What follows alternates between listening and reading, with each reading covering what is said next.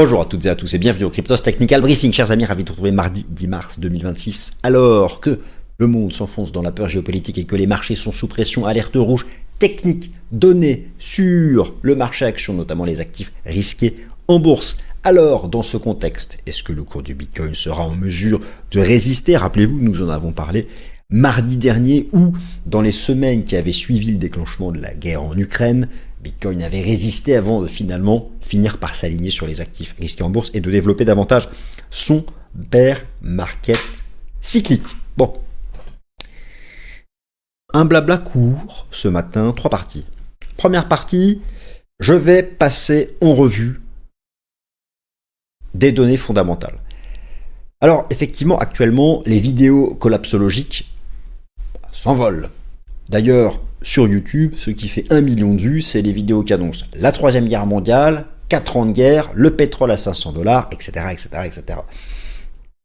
Mais sans jamais creuser un peu le sujet. Je commence cette nouvelle édition du CTB par 3 graphiques fondamentaux pour resituer le détroit d'Ormuz. Sur le plan économique, il n'y a pas que le pétrole, il n'y a pas que le gaz. Bien sûr, y a-t-il un risque systémique pour l'économie mondiale? Y a-t-il un risque de voir la croissance pencher à zéro? Y a-t-il un risque de stagflation? Eh bien, là aussi, il faut reprendre les choses simplement. Regardez comment mathématiquement sont calculés les taux d'inflation. Vous allez voir que l'inflation n'est pas égale au prix du pétrole, n'est pas égale au prix du gaz, n'est pas égale à l'addition des deux. Par contre, il y a effectivement un impact. Quel est-il? C'est ce que nous allons regarder ensemble. Et ensuite, de manière générale, il y a une différence entre un risque fort, un risque grand, un risque de stagflation et un risque systémique pour l'économie mondiale. Ce risque est-il systémique? Le détroit d'Ormuz est-il systémique? Ça, dans le monde, il y a 10 détroits qui comptent dans l'économie mondiale. Oui, Ormuz est le premier, mais il y en a 9 autres. Alors, systémique, c'est quoi? Quand 1 sur 10 est bloqué ou quand 5 sur 10 est bloqué? Bon, bref, nous commencerons donc cette nouvelle édition de CTB par 3 infographies que j'ai créées, en rassemblant les chiffres qui me semblent les plus importants. Loin de moi l'idée de minimiser le risque, simplement j'apporte de la nuance. J'apporte de la nuance et je pense que nous ne pouvons pas parler, au stade actuel, nous ne pouvons pas utiliser l'adjectif systémique. Rappelez-vous à une époque, quand j'utilisais beaucoup trop l'adjectif décisif, à un point où il en perdait sa valeur. Et bien là, je trouve que tout le monde utilise l'adjectif systémique. Trop tôt, et à un point où on ne mesure pas ce qu'est la valeur de l'adjectif systémique. Donc je commencerai par ça. Ensuite, deuxième partie, alerte rouge technique. Je fais un tour d'horizon de toutes les classes d'actifs qui me semblent importantes, bien sûr des indices boursiers, du marché des taux, de certains secteurs, bref, d'indices aussi qui mesurent les tensions sur le commerce maritime, notamment le commerce maritime avec la Chine, avec l'Asie. Vous savez que, par exemple, la Chine, vous savez qu'au large de leur côte, ils ont amassé 40 millions de barils pour faire face justement à une fermeture du détroit d'Ormuz. Le détroit d'Ormuz, 80% des barils de pétrole et du GNL vont vers l'Asie. Pour la Chine, c'est 40% de son pétrole importé. Donc heureusement qu'ils ont prévu le coup. Donc 40 millions de barils jour, il y a de quoi tenir. Le facteur temps sera important. Mais donc je fais un tour d'horizon des actifs risqués en bourse. Et puis donc troisième partie, bien sûr, Bitcoin et les alts. Est-ce que dans ce contexte, Bitcoin peut résister? Alors, risque de stagflation, anticipation d'inflation potentiellement en hausse, c'est aussi le facteur temps jouera, mais alors que l'or et l'argent sont en surachat, est-ce qu'il va y avoir des transferts vers finalement Bitcoin qui enfin aura ce rôle d'aspect refuge, véhicule anti-inflation? Il y a aussi le Clarity Act. Nous attendons ce mois de mars, c'est pas loin, Trump met la pression maximale pour finir par obtenir, il s'est même exprimé sur le sujet sur les réseaux sociaux, ce qui est complètement incroyable, qu'en pleine guerre, il rappelle l'importance de son agenda crypto. Bon, alors, est-ce qu'à un moment ou à un autre, est-ce que l'adoption à venir de ce printemps du Clarity Act fera que des capitaux étant déjà largement investis dans les métaux précieux peuvent-ils aller vers les cryptos et donc amortir le risque pour BTC? Où en sont les signaux techniques de Bitcoin par rapport à ceux que donne le marché action, par exemple, ou des secteurs qui sont sous pression en lien direct avec les événements géopolitiques? Chers amis, bienvenue, nouvelle édition du CTB, bourse, Bitcoin, alerte rouge technique, Bitcoin pourra-t-il faire? C'est parti mon kiki. Alors je commence par Polymarket. On peut tout faire sur Polymarket. Vous avez la section géopolitique. Alors il y a des paris... c'est aux États-Unis, pareil surtout. Mais j'utilise ça comme des indicateurs de sentiment. Et vous pouvez donc constater que hier, suite à la déclaration de Trump, la probabilité d'un cessez-le-feu d'ici la fin du mois de mars a augmenté, a presque atteint 45% avant de retomber un peu ce matin. Et comme le prix du pétrole qui montait à 120 $ avant de retomber à 80, bref, on est dans un environnement d'incertitude et de forte volatilité. Alors c'est pas parce que Trump dit que la guerre va se terminer très vite que ce sera le cas. Mais en tout cas, bon, ça change. On voit que tout de suite, lorsqu'il y a des signaux de pression sur le marché, pétrole, marché actions, volatilité, taux, eh bien, ça fait un peu flancher la volonté de la Maison-Blanche. La crainte du risque systémique. Donc, je ne vais pas y passer 30 ans, mais simplement, c'est pour resituer les choses. J'ai préparé un certain nombre d'infographies.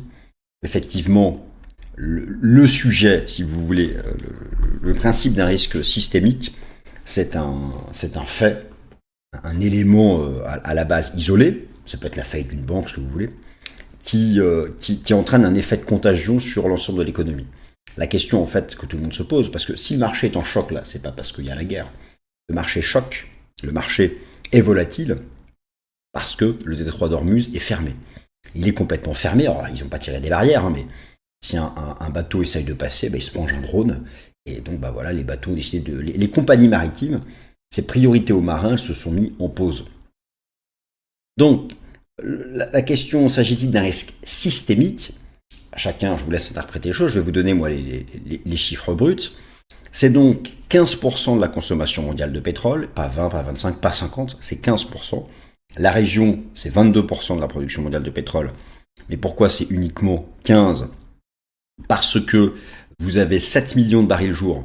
Donc oui, attention, j'arrondis un peu, mais concrètement, la production mondiale de pétrole, c'est 100 millions de barils jour. Donc quand je dis 100 millions, 100%, c'est pareil. Donc, la région, Iran, Irak, Arabie Saoudite, Émirats Arabes Unis, produisent, Koweït, 22 millions de barils jour. 15 millions passent obligatoirement par le détroit. 7 peuvent contourner, notamment par 2 pipelines. Celui Est-Ouest passe en Arabie Saoudite et celui d'Abu Dhabi qui passe dans les Émirats Arabes Unis. 15, c'est pas 50, mais c'est important. 15, c'est pas 50. Alors, après, il y a davantage un problème pour l'Asie, puisque l'Asie, elle, importe la majorité de son pétrole en provenance du détroit d'Ormuz. Par exemple, pour la Chine, c'est du 40%. Mais nous savons que la Chine a stocké au large de ses côtes, depuis des mois, 40 millions de barils. Donc ensuite, il y a un autre sujet qui est le sujet des stocks, la durée des stocks avant pénurie. C'est pas quelques jours, c'est quelques semaines, voire quelques mois. Ensuite, alors là, il faut faire attention. Le détroit, c'est 20% du gaz naturel liquéfié, du GNL. C'est pas 20% du gaz mondial. Pourquoi? Parce que le GNL lui-même représente 20% du gaz mondial. Le GNL, c'est le gaz qu'on transporte par bateau. Donc 20% de 20%, ça fait 5. Ensuite, vous avez d'autres matières premières liées à la pétrochimie, même à l'agriculture, engrais azotés, une matière première industrielle quand même, l'aluminium, beaucoup de pétrochimie. Vous voyez ici les proportions. Donc voilà, alors effectivement, le détroit d'Ormuz, ici je me suis abusé à vous donner, les anglo-saxons appellent ça des shock points. Moi je lis tous les matins, première chose que je fais, c'est de lire la presse US. Je lis Bloomberg. Voilà. Je me mange de Bloomberg, il faut bien s'informer comme on veut. Et donc, j'apprends des mots, forcément. Et le mot que j'ai appris, c'est shock points. Donc les principaux shock points maritimes du monde, il y en a 10. Le détroit d'Ormuz est le premier, mais il n'est pas seul. C'est-à-dire que il y a plusieurs. C'est toujours pareil, il faut voir le verre à moitié plein et le verre à moitié vide. Y a-t-il un risque systémique? Donc on se dit 15% de l'approvisionnement mondial en pétrole est menacé, ça veut dire 85% n'est pas menacé. Gaz naturel liquéfié, c'est 20% du gaz mondial. 20% de 20% égale 5%. Donc 5% du gaz mondial est menacé, ça veut dire 95% n'est pas menacé. Donc la question que je pose, nous avons un conflit dans lequel 85% de l'approvisionnement mondial en pétrole n'est pas menacé et 95% de l'approvisionnement mondial en gaz n'est pas menacé. Malgré tout, ça reste quand même des chiffres qui sont importants. Pareil, le détroit d'Ormuz n'est pas le seul détroit du monde. Voilà les 10 détroits qui comptent. Il est probablement le numéro 1. Ça peut se discuter avec Malacca.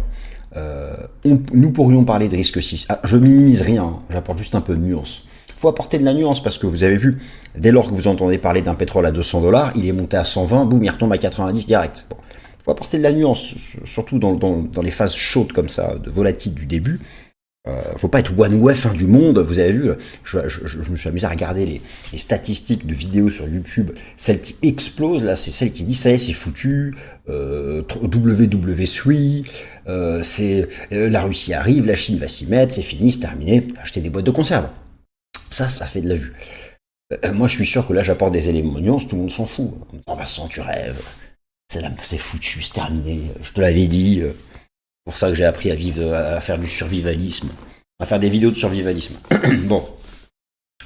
Mais voilà, le D3, il est important, mais il y en a d'autres, il y en a 9 autres qui comptent. Alors, c'est systémique si par exemple vous en fermez 5 sur 10.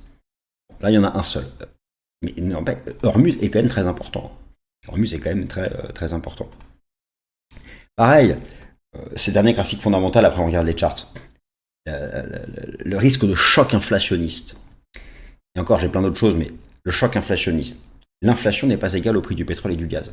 Si je vous ai remis le poids combiné pétrole et gaz, direct et indirect. Le poids combiné pétrole et gaz, direct et indirect, dans le calcul mathématique des taux d'inflation. C'est une formule, quoi. C'est 15% en moyenne. Donc, c'est systémique. Si c'est plutôt 40 ou 50, là, c'est 15. Mais c'est quand même un risque important. Ensuite, c'est pas parce que le pétrole va passer 3 semaines à 100 $, qu'il va y avoir un impact. Si le pétrole passe 3 semaines, 4 semaines à 100 $, on ne le verra même pas dans les taux d'inflation. Les études montrent qu'il faut... Alors, un mois, il n'y a pas de sujet. Un mois, il ne se passe rien. 1 à 3 mois, il commence à se passer un truc. Au-dessus de 3 mois, oui, il y aura un impact sur l'inflation nominale. Voilà, on est à 2 semaines. Voilà, donc, c'est pour ça que c'est le facteur le plus important, ça reste comme le facteur temps. Et c'est quand même celui qui est de loin le plus inconnu. Donc, alors, bourse traditionnelle, alors il y a eu des alertes rouges, mais finalement, depuis les déclarations de Trump, les choses se reprennent un peu, ça peut encore aller très vite aujourd'hui, on ne sait pas. Simplement, le S&P 500 semble vouloir réagir sur sa moyenne mobile à 200 jours. Donc, je vous rappelle où se trouve le S&P 500, on le sait, haut de canal, etc., machin. Pour vous rappeler simplement que s'il devait faire un retour à son ancien record historique, ça ne fait que moins 12%. Le choc de la crise commerciale avait fait moins 21, on était revenu à l'ancien record. Le bear market de 2022, moins 27. Le choc de la crise sanitaire, moins 36. Vous voyez, là, finalement, bon, le marché, regardez la bougie d'hier, hein. On était en train de dropper, on passait sous la même... Et Trump parle, dit que le conflit va bientôt se terminer, on finit tout en haut. L'autre exemple, bien sûr, est ce qu'a fait le pétrole. Voilà, regardez, c'est complètement dingue. La bougie d'hier du pétrole. Le pétrole est quand même monté là, c'est des bougies journalières. Il est monté à 120 $. Il est retombé à 80 dans la même séance. On n'avait pas vu un tel décalage plus haut, plus bas depuis la crise sanitaire.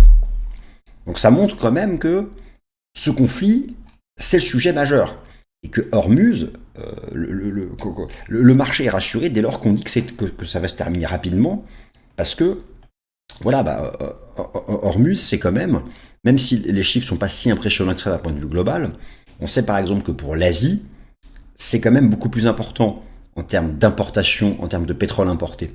Et que les réserves, c'est pas non plus 4-5 ans de réserves de barils de pétrole, c'est plutôt en semaines, voire en mois.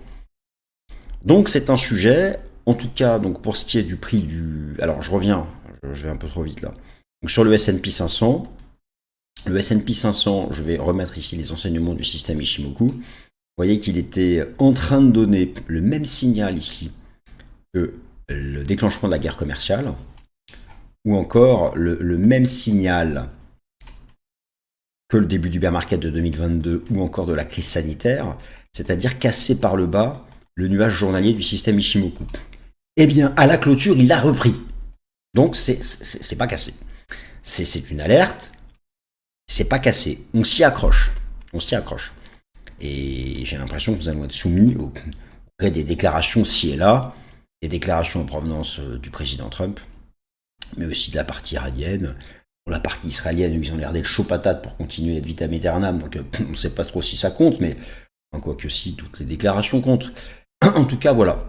Donc il y a des alertes rouges, bien sûr. Mais là, dès qu'il y a des déclarations qui vont dans le sens, il y a une forme de résilience. Après, attention, le pétrole reste en zone d'alerte rouge. Alors pourquoi je mets ça là? C'est pas, j'ai pas mis ça juste pour dire que pour faire mousser. Non, non. Au-dessus de 80 dollars, le marché a passé toute l'année 2025 sous 80. Le prix du pétrole, regardez, janvier 2025, le prix du pétrole a passé toute l'année 2025 sous 80. Le principe d'un taux d'inflation pour la contribution pétrole, c'est vous prenez le prix du pétrole maintenant et son prix il y a un an. Donc la base de départ c'est 2026, non, la base d'arrivée c'est 2026, la base de départ c'est 2025. Étant donné qu'en 2025 le plus haut c'est 80 dollars, tout ce qui est au-dessus de 80 dollars crée une contribution positive à l'inflation. Ça, vous me suivez, hein? Voilà, donc c'est la zone. Et alors, au-dessus de 92-94, c'est le choc inflationniste parce que ce fut les prix ici du déclenchement de la guerre en Ukraine. Notez qu'on a fait des bougies plus impressionnantes que le déclenchement de la guerre en Ukraine.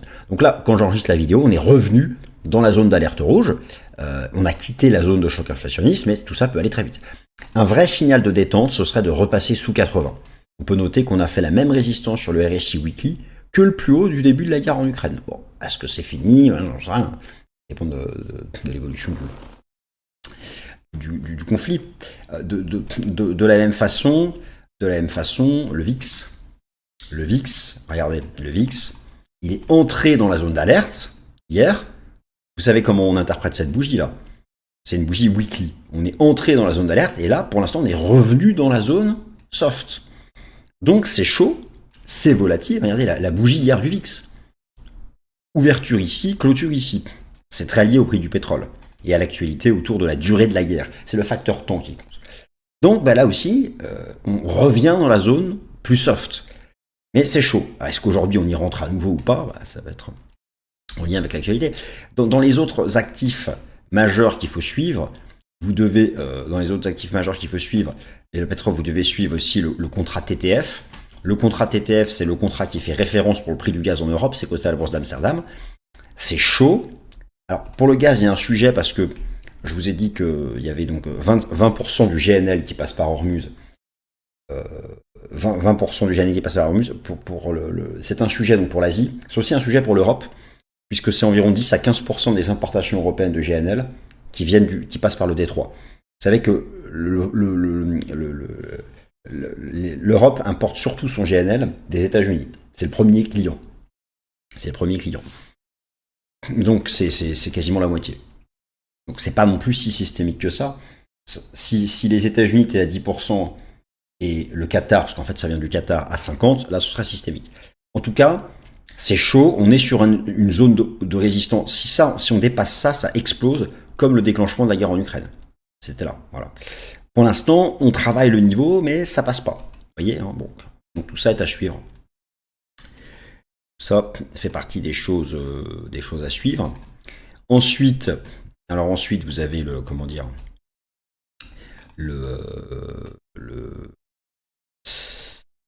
donc il y a tout un tas d'autres baromètres. Il y a tellement de choses, notamment le dollar. Le dollar, pareil, n'est pas en alerte rouge. Le dollar, dans les phases vraiment de risque systémique, il est bullish. Il a rebondi, mais ne donne toujours pas le même signal des bear markets précédents. Toujours sous 101, 102 points. C'est l'euro-dollar qui tient ce support. Tant que l'euro-dollar tient 1,1495, il n'y a pas de signal baissier euro-dollar. Il n'y a pas de signal bullish dollar. Donc là, ça resterait aussi sous contrôle. De la même façon, toujours du côté de la finance traditionnelle, je regarde les taux obligataires. Alors, les taux obligataires ont rebondi avec le prix de l'énergie, mais hier avec les déclarations de Trump, parce que du coup, si le pétrole reste très longtemps, plus de 3 mois au-dessus de 80-90 dollars, l'inflation nominale peut rebondir et ça repousse la prochaine baisse du taux d'intérêt des fonds fédéraux de la Fed. Après, on peut aussi voir une autre façon de voir les choses, c'est-à-dire que si ce détroit reste fermé longtemps, que ça finit par casser la croissance mondiale, le prix de l'énergie, lui, va monter, mais tous les autres prix vont baisser parce qu'il n'y aura plus de demande, ou moins de demande. Bon, c'est un sujet sans fin. Ce que je veux dire, c'est que hier, après la déclaration de Trump, les taux retombent. Et bon, tant que le 2 ans américain ne dépasse pas le taux actuel de la Fed, parce que le 2 ans américain, c'est celui qui colle le plus au taux anticipé de la Fed. Le taux de la Fed est actuellement à 3,75, il n'y a aucune alerte tant que le 2 ans ne dépasse pas le taux actuel de la Fed. Parce que si le 2 ans dépassait le taux actuel de la Fed, c'est-à-dire que le marché anticipe que la Fed remonterait ses taux. Nous n'en sommes pas là. Donc là, il y a eu un rebond. On ne peut même pas parler encore d'alerte rouge. Donc si vous voulez, au final, hier, au plus bas de la séance, nous avions des alertes rouges techniques. À la clôture, ces alertes ne sont plus que des alertes oranges, voire vert foncé, quoi. Bon. Sur le SP500 et sur le VIX. De la même façon, du côté des autres indicateurs du risque, l'or et l'argent, eux, n'ont pas été particulièrement soutenus par le mouvement. En même temps, l'or et l'argent sont déjà tout en haut. Le fait géopolitique est connu depuis longtemps et alimente déjà cette tendance haussière. Il n'y a pas eu de nouveau plus haut de l'or et l'argent, nous sommes d'accord. Il faut regarder du côté, ce qui est intéressant pour voir le vrai risque, c'est du côté des bourses d'Asie. Parce que là, effectivement, l'essentiel du pétrole, l'essentiel du pétrole et du gaz qui passe par Hormuz est à destination de l'Asie. Donc effectivement, pour l'Asie, le risque peut être systémique. Alors, plus ou moins systémique, ça dépend aussi des réserves de pétrole, des réserves stratégiques de chacun des pays concernés. Et pour l'Asie, c'est stratégique. À partir du moment où les choses sont stratégiques pour l'Asie, c'est intéressant de regarder les signaux techniques que donnent les bourses d'Asie. Et en particulier, donc, vous avez la bourse de Corée, la Corée du Sud. Là aussi, c'est très volatile. La Corée du Sud, alors déjà, c'est un mouvement aussi... regardez les bougies hebdomadaires, c'est aussi un moment ou un autre, il faut bien retracer. Donc là aussi, tôt ou tard, il y allait avoir une raison au retracement. Mais voilà, ici, donc vous voyez, depuis le début du conflit, c'est vraiment, depuis le 28 février, c'est vraiment la bourse de Corée qui vraiment s'en prend une. Mais finalement, là, elle a fait plus 5 cette nuit. On ne casse même pas encore la moyenne mobile à 50 jours. Donc est-ce qu'on peut vraiment parler, même là aussi, pas vraiment d'alerte rouge? Bon. Donc ça fait partie quand même des bourses, la bourse de Chine. Là, je vous montre Shanghai. Là, je vous montre Shanghai et là, Shenzhen. Eh bien, non, c'est les deux mêmes, là, du coup. Où est-ce qu'ils sont passés, mes indices? Voilà, ils sont là, boum. Donc là, vous avez Shenzhen, reste parfaitement bullish. Et Shanghai reste bullish. Donc là, c'est pareil, tant que le marché action chinois, la bourse de Corée tiennent le choc, le marché n'anticipe pas un risque systémique. C'est sûr que si le Détroit reste fermé pendant 3-4 mois et que ça commence à taper dans les réserves stratégiques de pétrole, les choses seront différentes. Pour l'instant, au stade actuel, ce n'est pas le cas. Mais là, forcément, tout va très vite. Il faut aussi penser à regarder il y a tellement d'indicateurs, et je vais terminer avec ça. Et ensuite, on regarde quand même Bitcoin. Les bourses du Moyen-Orient. Les bourses du Moyen-Orient, il y a un vrai sujet. Par exemple, le Qatar. Tenez, là, je vous donne le meilleur indice pour l'approvisionnement en gaz en GNL. Donc, on parle beaucoup de 20. On dit que, c'est vrai, 20% du GNL transite par Hormuz. Les 20% du GNL qui transitent par Hormuz, c'est le Qatar. Eux, le Qatar, ils n'ont aucun moyen de contournement. Il n'y a aucun moyen de contourner le détroit pour le GNL. Parce que le GNL, c'est le transport par bateau. Plus le temps passe, plus le détroit est fermé, plus le Qatar va prendre cher. Parce que là, pour le coup, eux ils sont sans revenus. Et là, ils ont mis à l'arrêt leurs usines. Pour les relancer, ça coûte cher. Même l'indice du Qatar n'a toujours pas, par contre, cassé ce niveau. C'est validé un gros double top. Même lui, pour l'instant, n'a pas donné le signal d'alerte rouge. Donc, voilà. Ou encore même la bourse d'Arabie Saoudite, alors qui, certes, profite de la hausse du prix du pétrole, mais en même temps, l'Arabie Saoudite, c'est facilement la moitié de sa production qui passe par le détroit, l'autre par le pipeline de l'Ouest, Est-Ouest, dont je vous ai parlé tout à l'heure. Même la bourse d'Arabie Saoudite n'a pas encore cassé le support. Voilà, donc il faut être assez mesuré. Nous sommes passés pas loin lundi de signaux d'alerte rouge technique qui, à la clôture, n'ont plus été finalement des alertes rouges. Voilà. Bon, la suite, nous verrons bien. Alors ensuite, l'ami BTC, écoutez, l'ami BTC, il tient plutôt très bien. Bitcoin tient bien. On peut même se poser la question pourquoi il tient bien. Alors déjà parce qu'il a déjà pris 50% de drawdown, parce que cette fois-ci, ce sont les positions short qui ont le dessus. Il n'y a quasiment plus aucune position à effet de levier longue qui est dans le marché. Et c'est souvent ça, une fois débouclé, la chasse au stop qui crée des drops. Là, il n'y a plus personne, quasiment plus rien. Il y a même des positions short qui dominent. la peur domine. Nous sommes sur des niveaux extrêmement bas de crypto fear. Le crypto fear and greed index est tombé à 5 deux fois cette année. C'était du jamais vu, même de tous les anciens bear markets, on n'avait jamais fait moins que 6. On fait 5, on est hyper bas. En fait, on est dans des conditions déjà de survente qui finalement n'autorisent pas davantage de drop. Et pas pour le moment en tout cas. Alors, le bear market, rien n'indique que le bear market soit terminé en termes de durée, hein. Simplement, je vous rappelle, voilà, en termes de durée, si la pattern se répète, on va peut-être la casser cette année, la pattern. Si la pattern se répète, comment dire, la fin du bear, c'est plutôt au second semestre 2026. La phase de bottomisation peut commencer plus tôt. Nous pourrions être déjà dans la phase de latéralisation avec un truc qui resterait rangy 4-5 mois, comme ce fut le cas ici, hein, entre juin et octobre-novembre. Là, il y a eu le drop d'FTX, mais si on dégage le drop d'FTX, qui était un fait exceptionnel, on était déjà en range depuis en fait le printemps. Bon, c'est vrai qu'en termes de temps, rien n'indique que nous soyons au bout du bout, mais c'est vrai que pour l'instant, rien n'indique non plus que les 60K soit le plus bas lorsqu'on prend plusieurs approches on-chain, notamment ici le CVDD que je vous remontre. C'est vrai que c'est toujours davantage la zone des davantage la zone des 80, des 50K qui continuent d'être mise en évidence, au moins les 57K, le 61,8 de retracement. C'est toujours cette zone qu'on est susceptible d'attendre. Bon, pour l'instant, le marché tient bien. Donc là, je vous remontre le coût de production par Bitcoin. C'est intéressant de noter que dans le passé, il y a deux options. Hein. Soit le marché fait des mèches en dessous, mais reste assez rangy à l'intérieur avant de repartir. Soit fait une phase d'accumulation juste en dessous. Donc ça, c'est l'hypothèse des 50K avant de repartir. Mais notez que le bear market précédent avait fait son point bas dans la zone du coût de production. C'est vrai que là, nous sommes, depuis maintenant quelques semaines, à l'intérieur de la zone du coût de production, qui crée actuellement un range entre 63K et 75. Il est possible que le marché reste un certain temps entre ces 63K et ces 75 avant de tenter de repartir.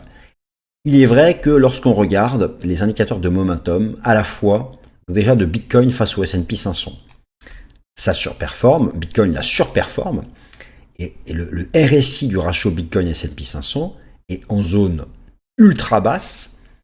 Donner un signal positif, c'est ressortir par le haut de la zone de survente. Là, il est en tentative de le faire.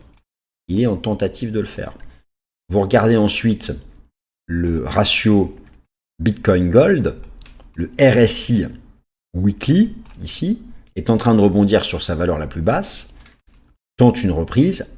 Là aussi, un signal positif serait de ressortir par le haut de la zone de survente. C'est le niveau des 30.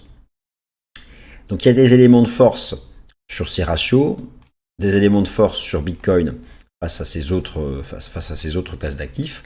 Et lorsque vous regardez donc à nouveau ici Bitcoin en dollars, eh bien, on a une nouvelle tentative cette semaine. On a échoué la semaine dernière parce que la clôture était basse, d'avoir un nouveau RSI qui ressort par le haut de la zone de survente. Ici, ce fut le début de la latéralisation, le début de la latéralisation, le début de la latéralisation. Donc en fait, la première étape du bottom. De la même façon, hein, regardez Bitcoin euro. Je vais vous montrer Bitcoin euro. Donc pas en dollars, cette fois-ci, Bitcoin euro, lui, nous fait le même rebond de RSI weekly que le bottom de juin 2022, qui fut le point de départ de la latéralisation. Et là, il y a eu un test de la SMA 200 weekly. En euros, il y a même eu quasiment presque le test ici de la trendline. Ça a été presque fait. Donc il y a quand même des éléments qui montrent, alors qu'en dollars, on ne l'a pas testé.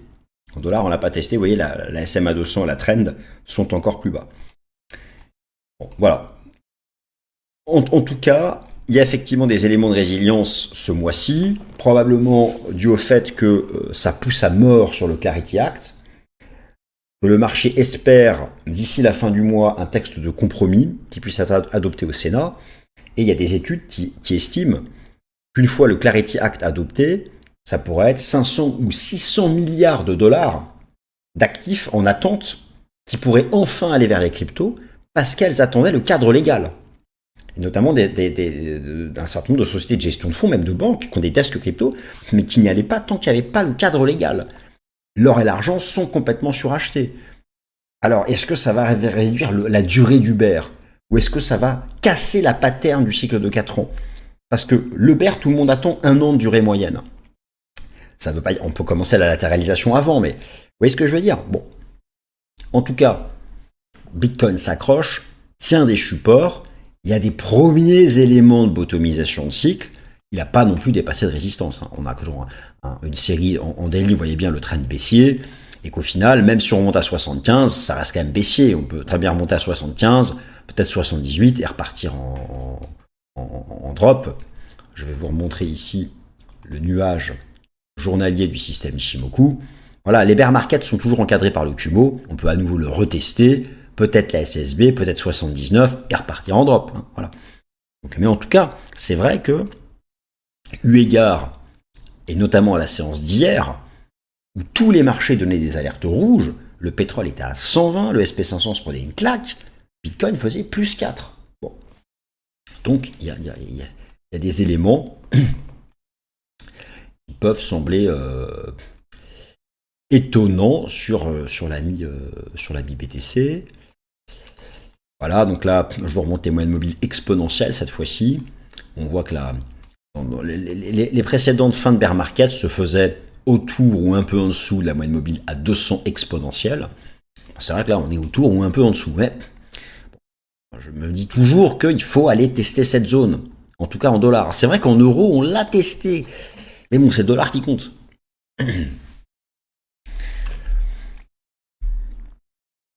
Voilà, ici, je refais la comparaison avec l'ancien bear market, la structure en 3 temps ABC. Alors, le bottom s'était fait entre le 0,68 et le 0,9. C'est vrai qu'on est entre le 0,68 et le 0,9. Le 0,9 a été testé avec la faillite d'FTX.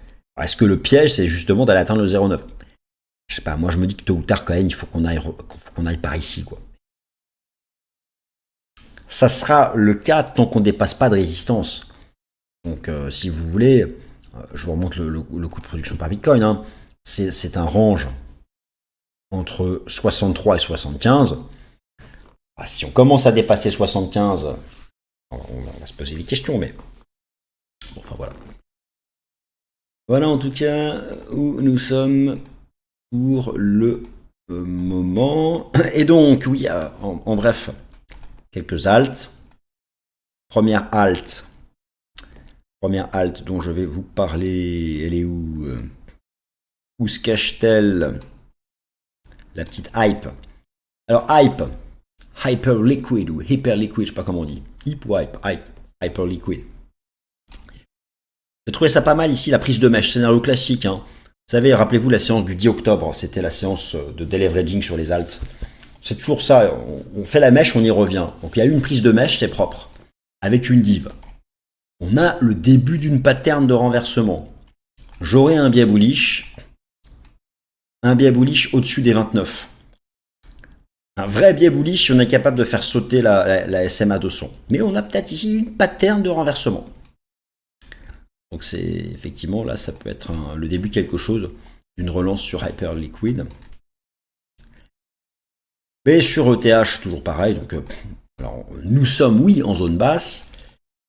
Moi, je me dis quand même que ce serait pas mal d'aller faire une mèche sous le 78,6. Ce serait pas mal d'aller mettre un bottom final entre 1400 et 1750. Pour l'instant, il s'est arrêté à 1760.